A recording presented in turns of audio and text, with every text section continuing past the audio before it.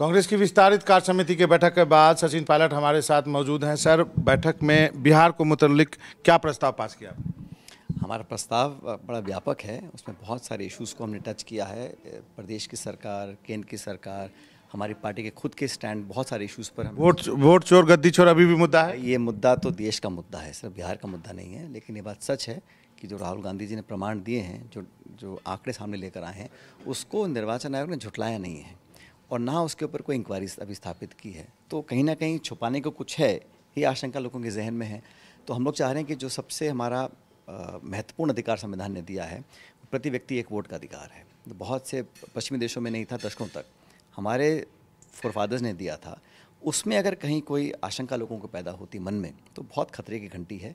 हम इतना चाहते हैं कि वोटर लिस्ट पार्टीज़ को दी जाए, पोलिंग बूथ की जो फुटेज है, सीसीटीवी फुटेज, उसको नष्ट ना किया जाए, और अगर हम कहीं आंकड़ा लेकर आते हैं उसकी निष्पक्ष जांच हो ताकि असलियत पता पड़े, और अगर कहीं गलती भी हुई है तो गलती करने वालों को संरक्षण ना दिया जाए।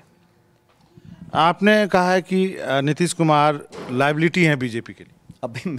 अब ये तो प्रतीत होता है ना, पब्लिक देख रही है कि उनका इस्तेमाल किया गया सत्ता में आने के लिए।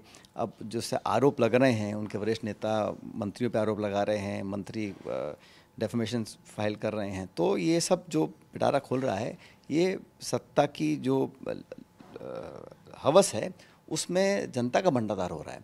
और हमें लगता है कि कहीं ना कहीं जो मुख्यमंत्री हैं, जो होना चाहिए एक फ्रंट फेस आके, फ्रंट फुट पे आके लीड करना चाहिए कैंपेन को, प्रदेश को, वो नहीं कर पा रहे हैं क्योंकि बहुत विवशताएं हैं। अब इंजन डबल है, लेकिन सारा जो कार्रवाई हो रही है दिल्ली से हो रही है। आपको लगता है कि आने वाले दिनों में शायद जेडीयू टूट ही जाए? अब मैं कुछ नहीं कह सकता हूँ क्या होगा। मैं तो अपनी बात कर सकता हूँ कि हमारी पार्टी, हमारा गठबंधन मजबूत है, हम मुद्दों पर चुनाव लड़ रहे हैं और बदलाव की एक सुगबुगाहट पूरे प्रदेश में हमें देखने को मिल रही है। ईबीसी को लेकर के एक बड़ा सम्मेलन जो है राहुल गांधी, पूरा जो है महागठबंधन एक्चुअली वो करा। तो ईबीसी की जो 36% वोट है उस पर कांग्रेस पार्टी की नज़र है, उसको कैसे आप करेंगे? तो हर पार्टी की वोट हर नागरिक पर रहती है।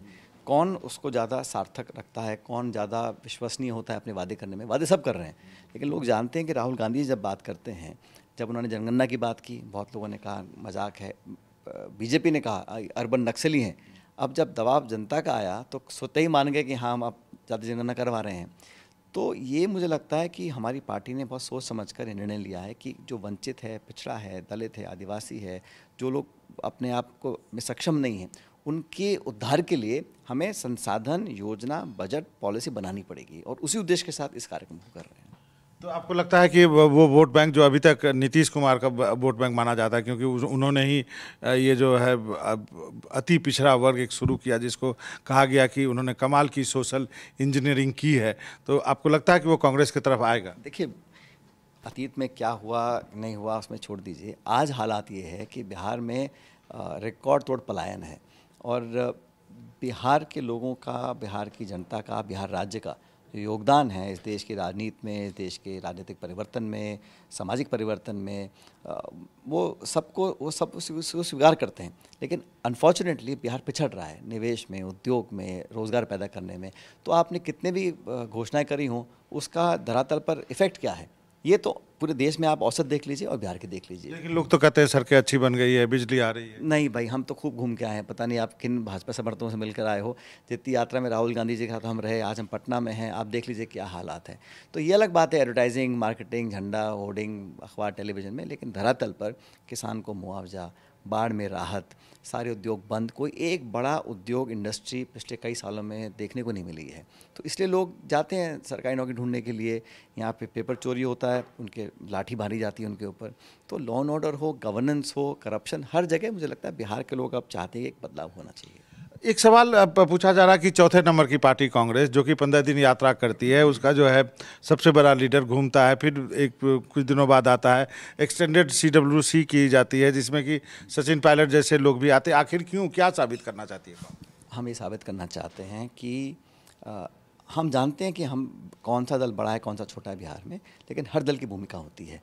और जब सारे पीस जुड़ जाते हैं तब पिक्चर कंप्लीट बनती है। तो हम लोग बड़ी शिद्दत से, बड़ी ताकत के साथ हमारे जो एलाइज़ हैं, पार्टनर्स हैं गठबंधन के, महागठबंधन के, उनके साथ काम करें। लेकिन कांग्रेस के अपने भी समर्थक हैं, हमारी विचारधारा भी है, हमारे नेता भी हैं, लंबा इतिहास रहा, बहुत से नेता यहाँ से निकले हैं, तो वो सब उनको भुला नहीं सकते।